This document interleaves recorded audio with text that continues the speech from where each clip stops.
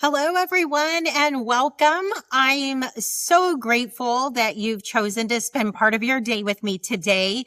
Whether you've joined me for the last 3 sessions or this is your very first one, I'm so thankful for you being here.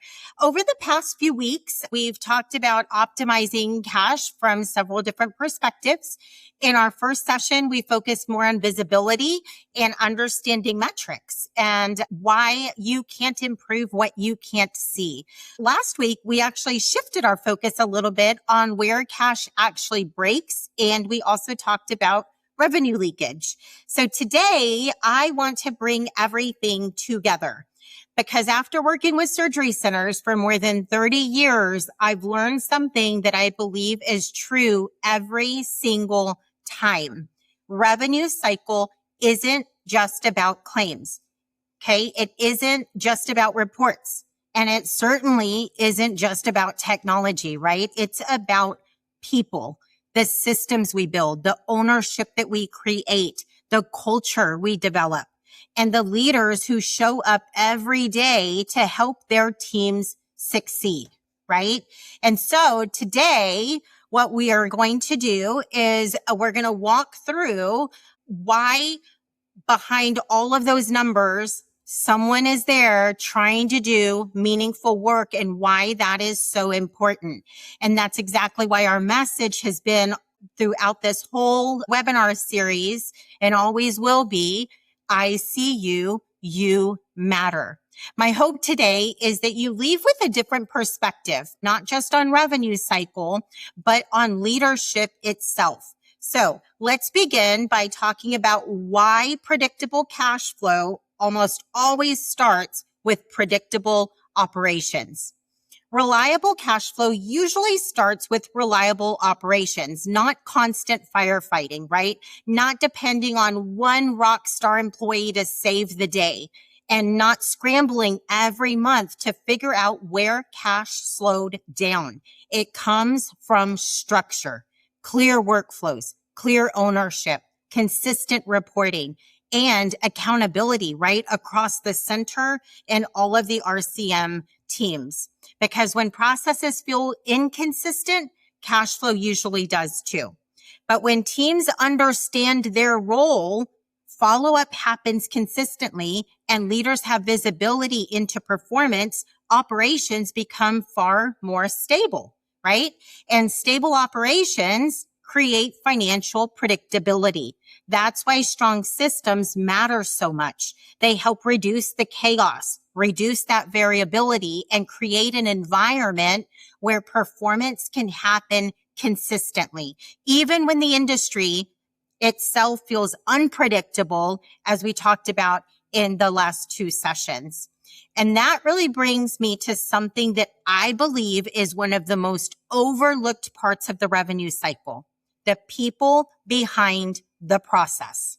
Revenue cycle is not driven by reports or dashboards or workflows alone. It's driven by people. And the reality is many revenue cycle teams are operating in very reactive environments every single day.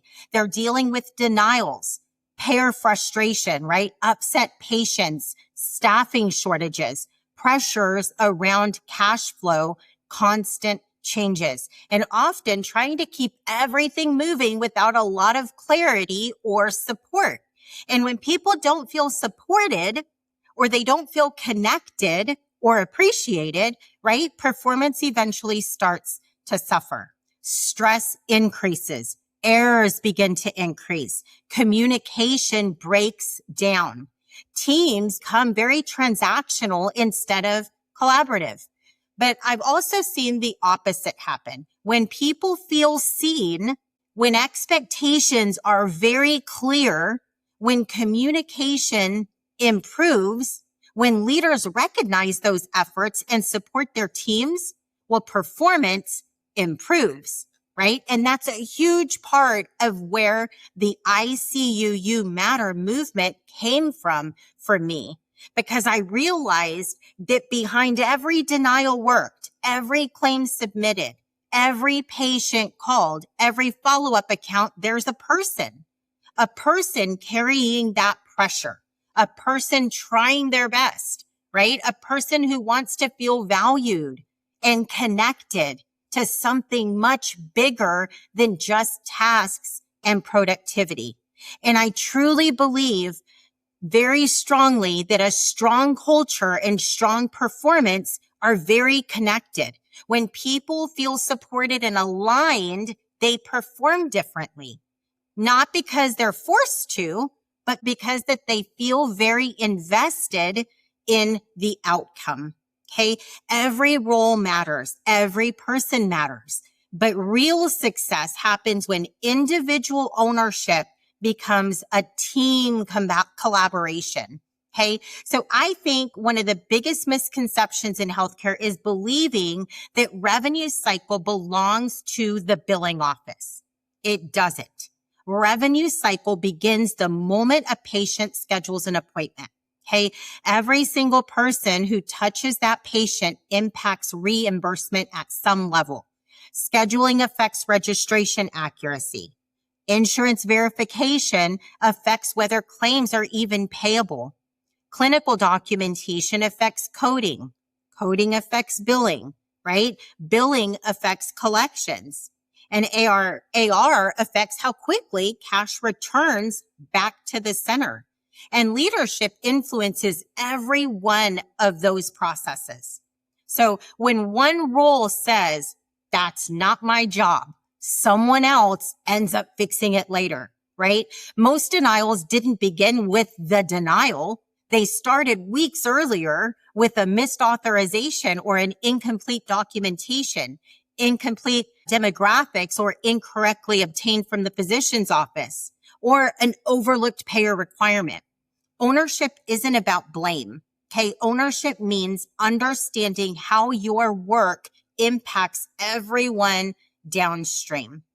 Now, once everyone understands their role, something powerful begins to happen. Departments stop working beside each other and they start working with each other. I like to think of revenue cycle as a relay race. Okay. No single runner wins the race alone.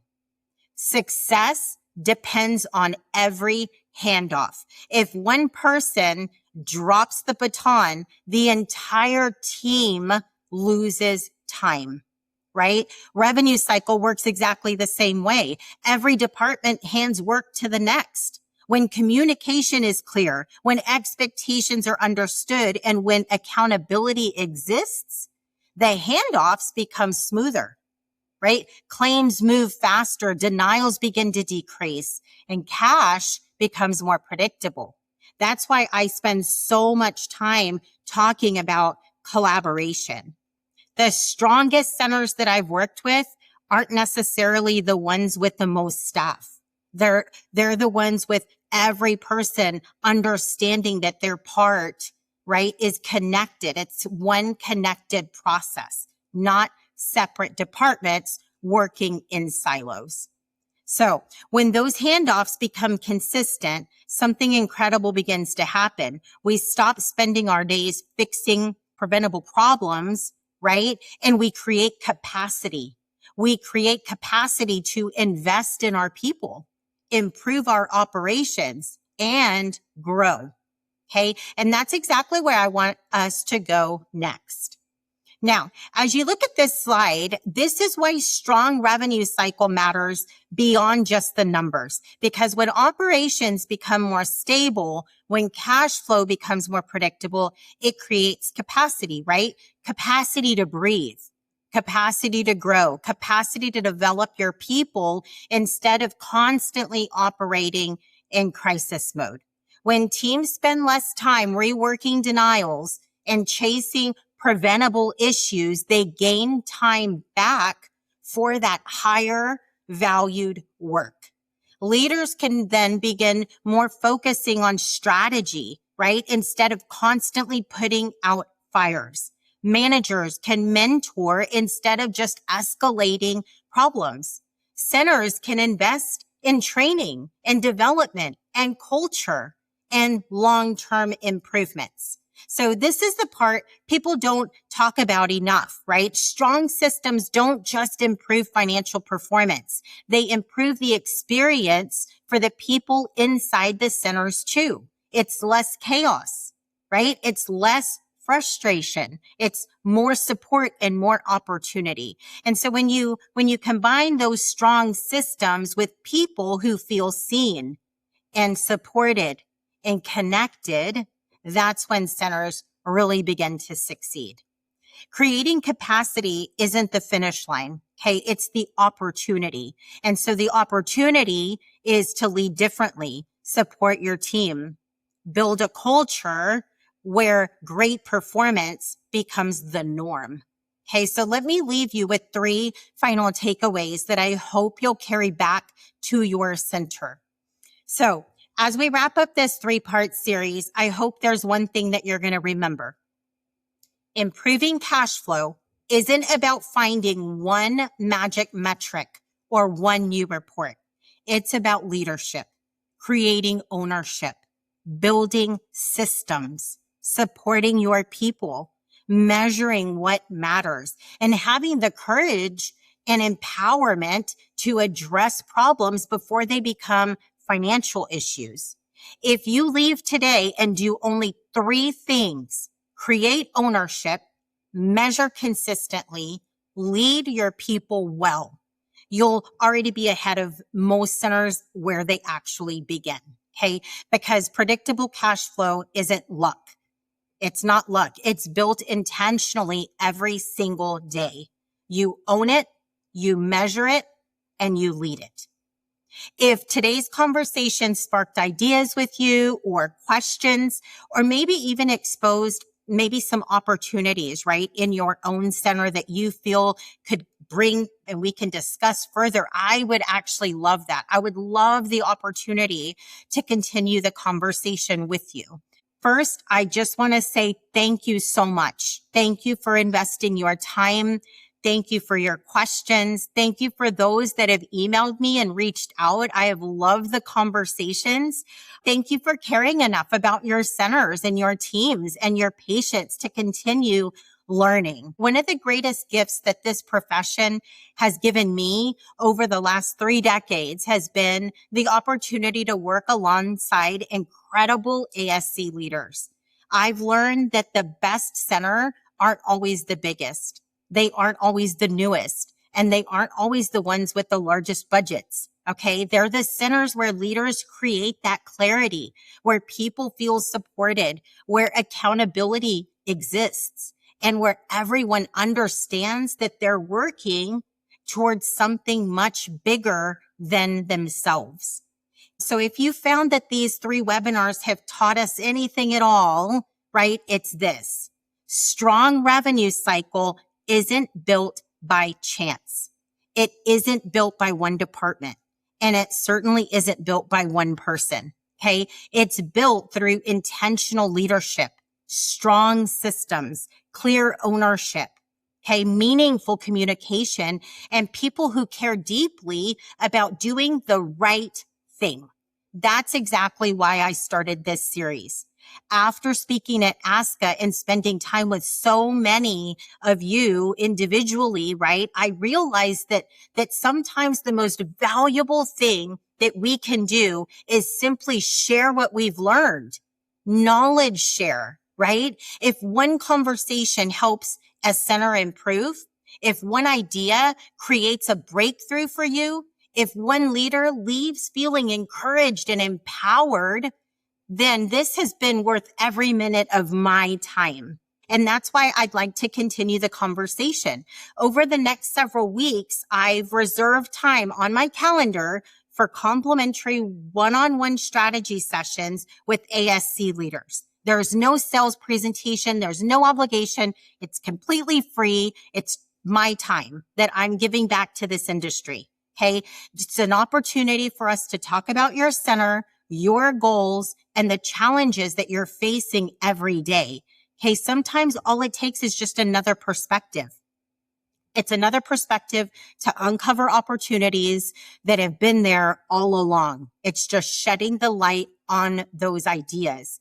If that sounds valuable to you, please scan the QR code to reserve a time that works best for you. I'd really love the opportunity to meet you. If anything, email me. There's my email address. Okay. I just want to connect human to human. Let me be a free resource to help you along your journey.